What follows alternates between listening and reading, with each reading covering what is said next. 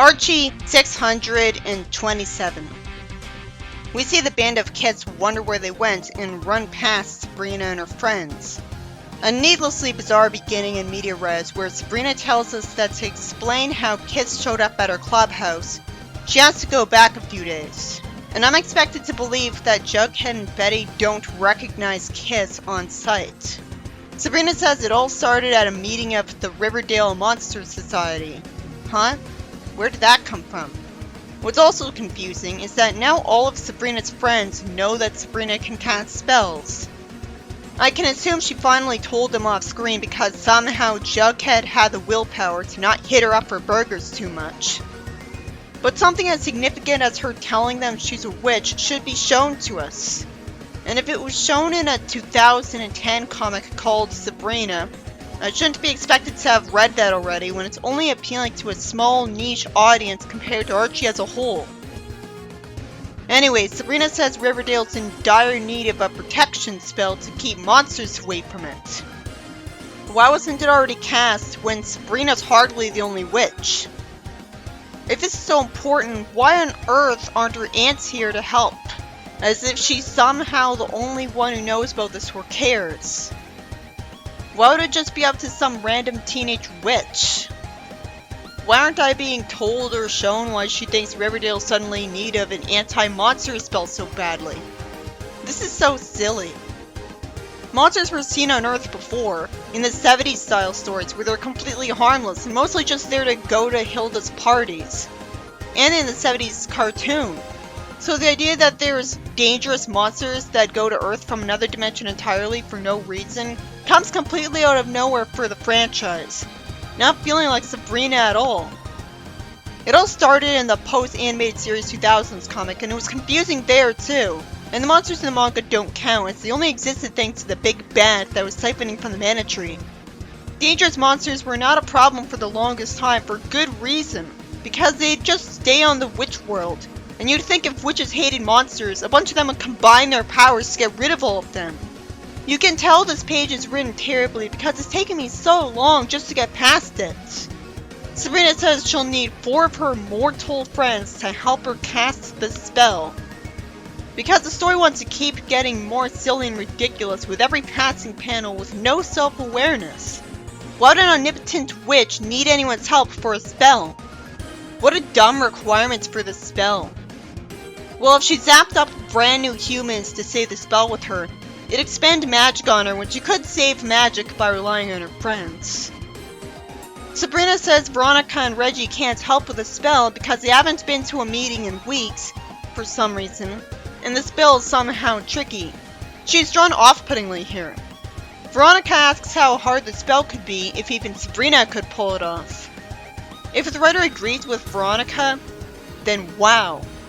That shows just how little respect Sabrina gets as a character now. That she's known for being incompetent at magic.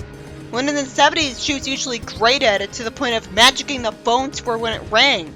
Veronica and Reggie decide to leave, with Veronica saying she didn't want to be a part of the silly group anyways. Which must be a lie, because why else did she come here? And Reggie says everyone knows monsters are stupid. Does he mean most people assume monsters are idiots? Because they'd still be able to hurt people. Which is why he was always afraid of them in the 70s cartoon, want to expose them. He couldn't mean monsters can't exist because they're unscientific and therefore stupid as a concept. Because he knows witches exist as it is. How the hell did anyone in this group decide that Reggie could be trusted with her secret? Why do I have to just assume he doesn't try to take advantage of her or tell on her because she threatened him with magic? Reggie thanks Jughead for his snarky remark. Veronica calls Reggie the imbecile just to turn around and say they're gonna figure out how to cast their own spell. How could any mortal be so stupid as to think she could cast a spell on her own when she met Sabrina? So you'd think she'd know that you have to be born a witch first. The only way she could cast spells on her own is if Sabrina was shockingly irresponsible enough to give her a magic book or something that had magic of its own just to be nice, or if Veronica stole something like that from her. That better be explained, because if the logic is that mortals can literally cast spells just by reciting them, something that reminds me of an early 70s style story where Harvey cast spells after reading them in a library book, That implies mortals are witches and just don't know it. But they would have cast spells by accident as kids and found out their powers just from daydreaming, because magic is cast by visualizing and moving the right way. So if mortals all had witchcraft, they'd have found out a long time ago. If you just take what's happening in the story at face value without trying to type about it to have your brain work enough to try to make sense of it, this story is really confusing every panel to the point of being extremely silly, because since when do Sabrina's friends know she's a witch and are required for her to cast a spell? It's not like it's a spin-off instead of trying to be canon to Sabrina, in which case I could accept a different universe having different rules, because it's in a comic called Archie where there were Sabrina comedy pages before in the 70s style. Betty hopes Veronica's not too upset. Archie shows more logic than the writer by wondering what the worst that could happen from her storming off would be. And somehow I'm supposed to believe that Reggie thought the meeting was boring and that magic's dopey. There's no way in hell that a prankster opportunist like Reggie would say that about witchcraft instead of either being excited to take advantage of it, or freaking out and trying to expose it all the time like the 70s cartoon. Who is this person? How does this writer think this is Reggie? Veronica finds a spell book, and despite the word spells on the cover, Reggie somehow wonders if it's a grooming guide and asks what it is. Once again, how can anyone be this brainless? Veronica gives us a little hand wave that the reason she has a spell book is that her father collects old spell books, which is meant to go off the fact that he always collected antiques. Okay, that's just barely believable, but she still got extremely lucky considering all of the other ancient things he could have had, besides spellbooks he wouldn't even believe in. So it should have kept it simple and just had Reggie steal the magic book from Sabrina. Again. Besides, if it was from Sabrina, I could have more instantly assumed that it had magic because it rubbed off from Sabrina. But here it'd take longer for me to assume that Veronica could cast spells from this because the magic from its former witch owner seeped into it. Or magic books always have magic just in case the witch runs out. These kinds of things need to be explained right away to explain how magic works. Speaking of brainless characters, how did Veronica wonder if Sabrina was trying to cast a protection spell or a projection spell just because the words are similar? She'd remember that she was talking about protecting her town from monsters. Why would she think a good person like Sabrina would want to project monsters when she could protect the town with her own magic, so she wouldn't summon monsters to protect the town? Veronica says a few days later to Reggie that she'll show her friends how to cast a spell, and Reggie doubts her. This is so out of character for him. I remember little Sabrina, he was so excited to take advantage of anything magical that Sabrina had, like talking roller skates or a flying broom. And then Reggie asks her if she's sure that they're casting a projection spell. Who would ever think that's what she'd try to cast? This is the most forced, contrived way to move the plot along. How about have one of Sabrina's enemies do this on purpose out of spite, and she doesn't find out who it is until the end? That'd make more sense because they'd be evil, not impossibly incompetent friends of hers. And it makes Sabrina look impossibly incompetent because this happens because she trusted her secret with these two for no reason. At least it was kind of nice of Veronica to call Reggie pretty. Sabrina tells her friends to be very quiet while she utters the magic words because any mistakes would alter the entire spell, even though her magic would have constant access to her brain so it would know what she wants. Not to mention, throughout the franchise, she's been perfectly fine casting spells correctly, no matter what kind of noise was around her, including crowd noises. Sabrina outright says while Veronica's listening that with her spell, they should be safe from monsters on Halloween. Then there'd be no excuse at all for her still thinking she needs to cast a projection spell. She should be replaced with an evil witch intentionally casting it, because we know there's been sadistic witches in the series. So that makes sense. She could have met one in Riverdale and she followed her here. Veronica makes a comment just outside their clubhouse, and how did only Archie hear it? Archie asking his friends if they heard something makes it even more frustrating that the rest of the story will happen. How did he hear it, but not well enough to know it was her, when you'd recognize someone's voice before their words? Since when are the magic words in the spells ridiculous nonsense instead of being English rhymes anyone could come up with? Her magic won't know what she wants because she's just focusing all of her brain power on remembering and pronouncing gibberish. Veronica screws up the spell on her at the end, reversing it. And somehow something's gonna happen from this instead of nothing because she said the wrong words at the end. Why did Sabrina think she needed all 4 of her friends here if she was gonna say all of the magic words? Since when does she need a bunch of mortals with no power to draw from present just to cast spells at all? In an earlier story, I was supposed to believe she had to run and hide and cast a spell on Jughead where she wouldn't be seen. Then the clubhouse gets struck by lightning, so it bursts into flames and they all die. No, instead some monster people show up in front of them. So the lightning was only a beam of magic that made the sound of thunder and looks like lightning to fool mortals. Since when does magic work like that? Since when does witchcraft appear from the sky instead of from the user it's coming from?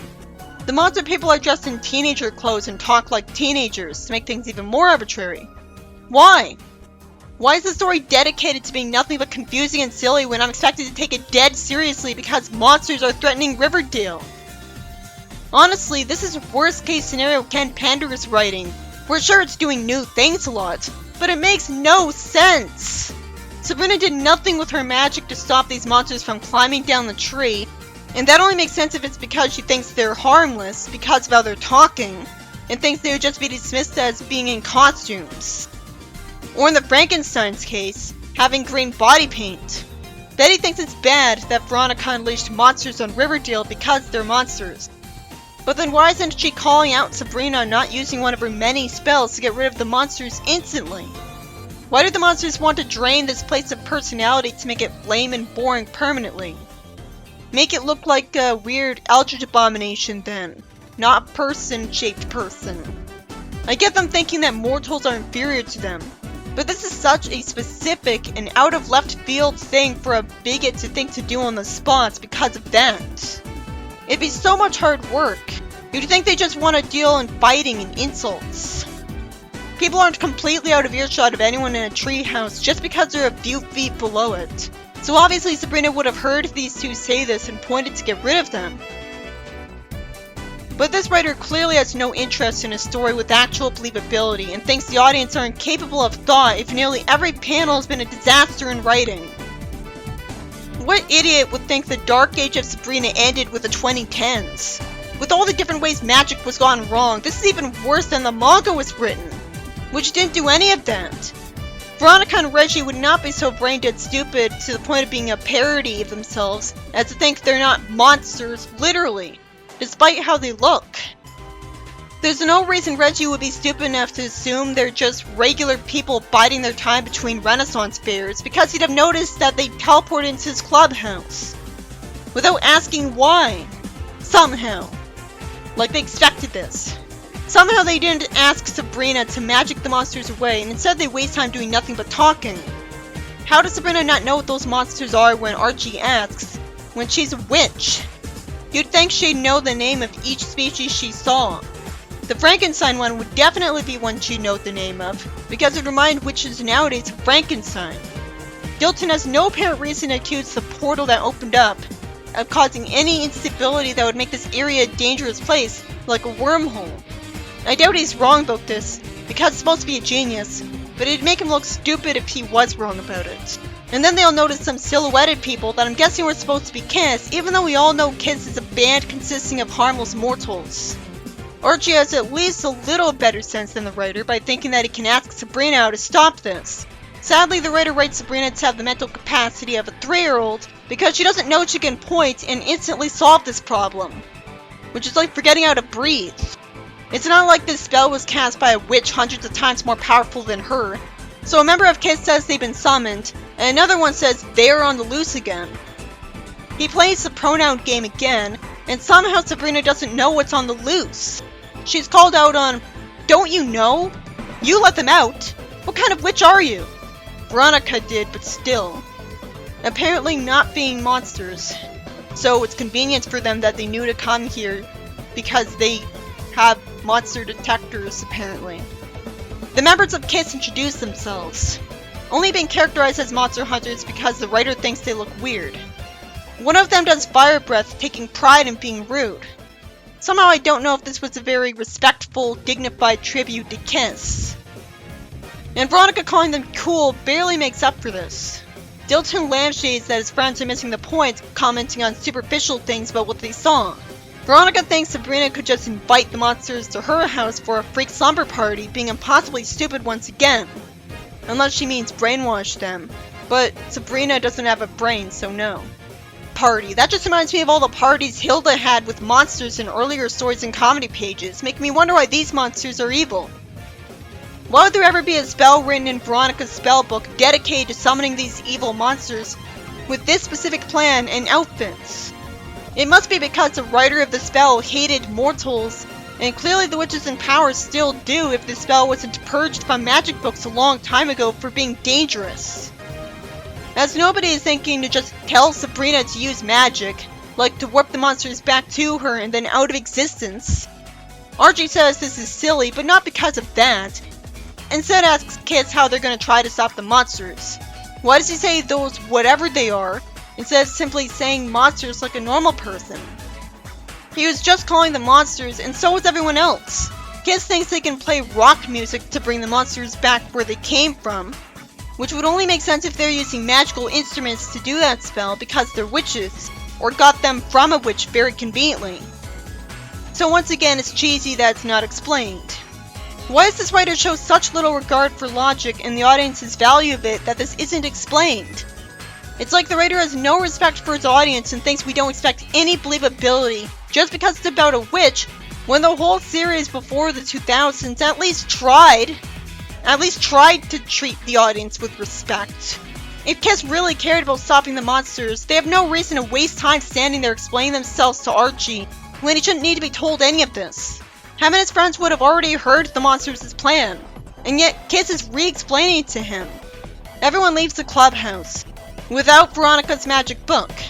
Somehow, Dilton the genius says they should meet again tomorrow morning, when it's instantly obvious to anyone that they have no excuse for not undoing the spell right away. What kind of irresponsible monsters would wait? As if they don't even care about all the time they're going to give the monsters in the meanwhile. Literally anyone would assume their next course of action would be that Sabrina would cast a spell to undo all of this. Instead, the writer shows no talent, and the story provides no explanation for why that doesn't happen because of its lack of self-awareness. So it just progresses the way it does because that's somehow the writer wanted the plot to go. It's almost like it's impossible to actually have a 4-part story arc like that was caused by a spell of Sabrina's be justified to last more than 5 seconds. Here's an idea. How about establish that Sabrina is out of magic after that spell? And her answer too. And that Veronica used up the last of the spellbook's magic. It's that simple. And say Kiss doesn't have witchcraft of their own, so that's why they don't just point and instantly get rid of the monsters. But this writer doesn't care. Sabrina somehow thinks she needs to do research on these ghouls, as if that would be of any assistance to her. As if any aspect of them matters and would stand in her way of simply casting a spell to warp them out of existence or turn them into frogs. The story gave up on logic by this point. The only reason I haven't given up on this arc as worthless nonsense is because I haven't exposed everything wrong about it yet. And I guess I feel more tempted to do that because it's more modern. How in the world is Betty under the impression that there has to be some websites with info on how to stop these supernatural monsters that just got summoned when mortals don't believe in witches? Because witches keep themselves a secret from mortals. Okay, I have to assume witches rely on the idea that any mortals who see them discuss witch things just assume that they're insane or making up things. But that needs to be explained. How about establish the rules in your universe? Archie somehow asks Sabrina if she needs some company and stays with her. You'd think if anything he'd want to keep Betty company. You'd think Betty would be her best friend among them. Sabrina thanks him, and he reassures the witch who cast the spell in the first place that this wasn't her fault. She says her aunts will be furious with her for mucking around with that kind of magic, because casting an anti-monster spell to protect her hometown is totally something that someone should have never ever tried for being inherently evil. Is this the animated series again? Don't tell me this is yet another style of Sabrina where aunts are unlikable, making me wish they weren't even around. What is the point of her having ants that appear in more than just the mandatory amount of times that a parent has to appear in the story if they're unlikable all the time? Sabrina says she remembers her aunts talking about a group of powerful monsters that prey on stupid kids and take away the one thing they hold dear. How do mortals not all believe in monsters then if they're not trying to hide their existences and have already established the witches don't care about mortals, so they're not trying to? Ensures convenience that her aunts heard about them. Out of all the other monsters. They hear something and notice that something's coming towards them, and it's Josie. If Josie's showing up, that just reminds me that Alexandra from the Josie stories used witchcraft in some of them.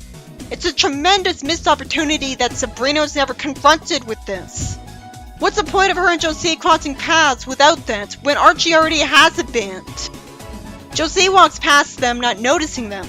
They say that was weird, but then they just walk ahead as if nothing happened and don't talk about it. Instead of Sabrina casting a dispel spell on her to fix her, by simply imagining how she used to be, which young Salem can do. I hate this character with a passion, everyone around her for being impossibly stupid with nothing else in their personalities. If only Sabrina was constantly using magic for good, I might like her instead of her just being a dumb blonde stereotype. How can anybody be this stupid as to just walk away from Josie at this point when it's obvious that she's like this because of the spell? Sabrina thanks him for walking her home, as I'm wondering how the writer could have Veronica be so out of character as to not be jealous that Archie walked another girl home. Then Sabrina gets her mouth covered up by a silhouetted monster that picks her up. And somehow Archie doesn't hear this noise she made and look at her when he's so close to her. And somehow Sabrina doesn't just point and instantly get herself out of the situation. It's sad when even pre-teen animated series Sabrina looks like a master at magic by comparison. This story dragged out to agonizing levels so far, and there's been only one spell that just screwed up. When obviously the way to have good Sabrina stories is to have spells constantly happen and keep the story entertaining, or end the story in 5 pages. Betty calls Archie saying that he should look outside because they've got everyone and he needs to stay safe inside, because the monsters are turning Riverdale into a town full of mindless zombies. Such a ridiculously try-hard, dark and edgy concept to have in a franchise that was born to be a comedy and nothing else. At least it had slapstick by having someone walk into a street lamp, but it's still kind of sloppy to have mood whiplash when I'm being expected to take this completely seriously as a dark idea. Because they all have no eyeballs like it's that Sonic Universe arc. Why do they get drawn this way in a kids' comic? What moron ever thought this was a good, appealing idea?